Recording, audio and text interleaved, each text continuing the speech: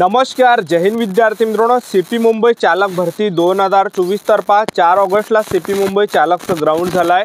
तर ज्या विद्यार्थ्यांचं 4 ऑगस्टला सीपी मुंबईचं ग्राउंड झालं तर त्यांचा संपूर्ण अनुभव मी तुम्हाला आजच्या व्हिडिओच्या माध्यमातून सांगणार आहे की 4 ऑगस्टला सीपी मुंबई चालकचं घाटकोपर या ठिकाणी ग्राउंड कशा प्रकारे झाली आणि मुलांनी या ठिकाणी कोणकोणत्या चुका केल्या, कोणकोणत्या तुम्हाला गोष्टीचं लक्ष ठेवायचं आणि किती वेळपर्यंत 4 तारखेला या ठिकाणी मुलांना बसवून ठेवण्यात आलं आहे हे सुद्धा तुम्हाला आजच्या व्हिडिओच्या माध्यमातून सांगणार आहे। कारण की स्टार्टिंगला जास्त मुलांना त्या ठिकाणी थांबून ठेवलं जात नव्हतं, पण 4 ऑगस्टला जे जास्त वेळपर्यंत मुलांना त्या ठिकाणी बसून ठेवण्यात आलं होतं। तुम्ही या ठिकाणी विचार सुद्धा करू नाही शकणार एवढ्या वेळपर्यंत बसून ठेवण्यात आलं होतं। तर 4 ऑगस्टला सीपी मुंबई चालकचं ग्राउंड कशा प्रकारे झालं, सुरुवातपासून शेवटपर्यंत या ठिकाणी काय काय प्रोसेस आहे, डॉक्युमेंट या ठिकाणी कोणकोणते लागत आहे, त्याचबरोबर या ठिकाणी मुलं कोणकोणत्या चुका करत आहेत, तुम्हाला कोणकोणत्या गोष्टीचं लक्ष ठेवायचं आहे, तर संपूर्ण माहिती तुम्हाला 4 ऑगस्टची या ठिकाणी सांगणार आहे। आणि सीपी मुंबई कॉन्स्टेबलचं ग्राउंड कधीपर्यंत चालू होऊ शकते याबद्दल सुद्धा आपण आजच्या व्हिडिओच्या माध्यमातून बोलणार आहे। तर आजचा व्हिडिओ खूप महत्त्वाचा होणार आहे, व्हिडिओ शेवटपर्यंत बघा आणि व्हिडिओला आताच लाईक करा। नमस्कार विद्यार्थी मित्रांनो, माझी नोकरी कॉर्नर यूट्यूब चॅनलवर मी गोपाल खडे तुमचं सर्वांचं सहर्ष स्वागत करतो। तर मित्रांनो, व्हिडिओचा थंबनेल बघून तुमच्या लक्षात आलं असेल की आपला व्हिडिओ कोणत्या टॉपिकवर होणार आहे।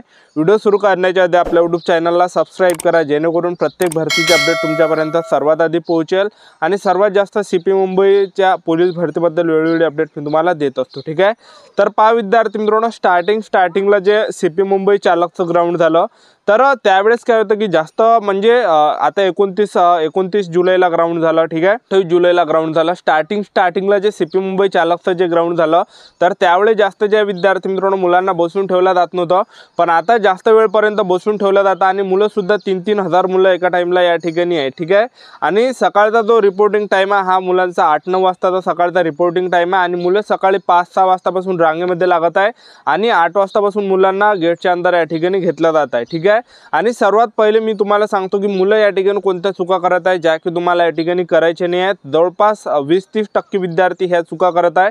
तर भरपूर मुले या ठिकाणी गैरहजर राहतात, कारण की काय विद्यार्थी या ठिकाणी वेळेवर पोहोचत नाही आहे, काय मुले या ठिकाणी 1 दिवसानंतर या ठिकाणी पोहोचत आहे, काही विद्यार्थी 2 दिवसानंतर या ठिकाणी पोहोचत आहे। तर ह्या गोष्टीचं तुम्हाला या ठिकाणी लक्ष ठेवायचं आहे, ह्या चुका तुम्हाला या ठिकाणी करायचे नाही। तर सांगायचं एवढंच की तुमच्या हॉल तिकीटवर जे तारीख आहे, जो वेळ आहे, त्या वेळेवर तुम्हाला उपस्थित राहायचं, हजर राहायचं आहे। जे तारीख आहे त्या तारखेवर तुम्हाला या ठिकाणी ग्राउंडवर हजर राहायचं आहे। जर समजा तुमचं गाव जर सीपी मुंबईपासून जास्त दूर असेल तर तुम्ही जे 1-2 दिवसा अगोदर सुद्धा या ठिकाणी निघून जा, कारण की वेळेवर तुम्ही या ठिकाणी पोहोचले पाहिजे आणि वेळेवर तुमचं या ठिकाणी ग्राउंड झालं पाहिजे। तर ह्या गोष्टीचं तुम्हाला या ठिकाणी लक्ष ठेवायचं आहे विद्यार्थी मित्रांनो।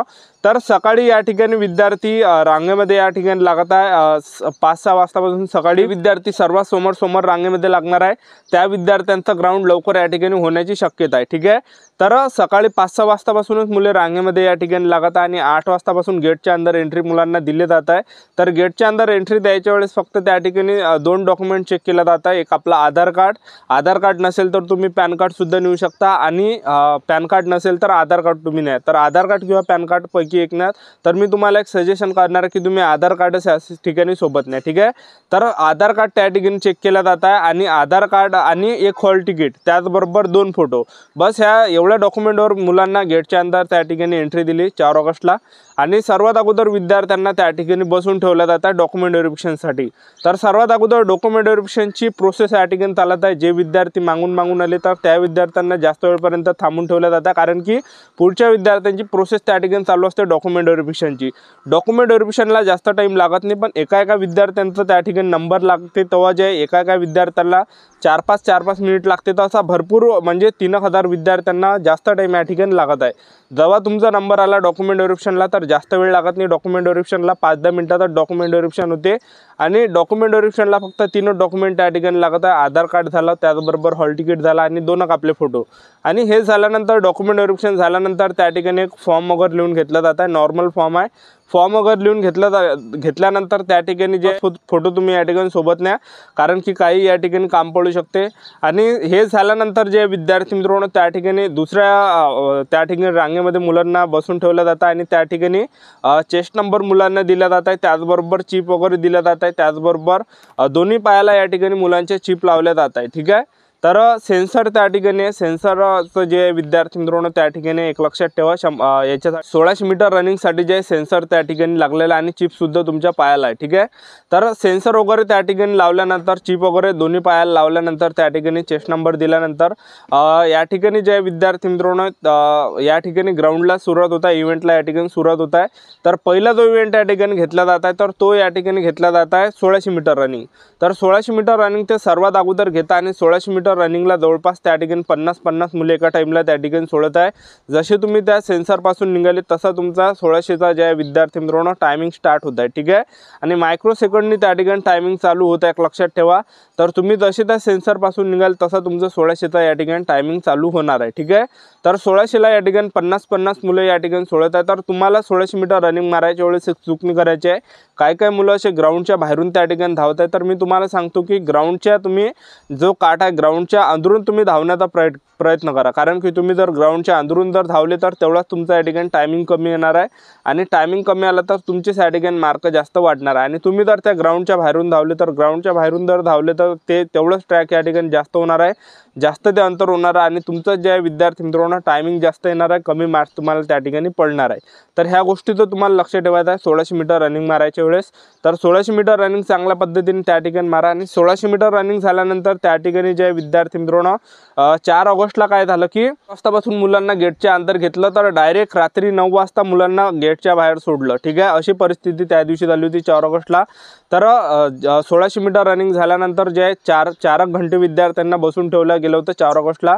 तर 1600 मीटर रनिंग झाल्यानंतर गोळाफेकसाठी 4 घंटे त्या ठिकाणी बसून ठेवलं आणि 4 घंट्यांनी त्या ठिकाणी गोळाफेक झालं.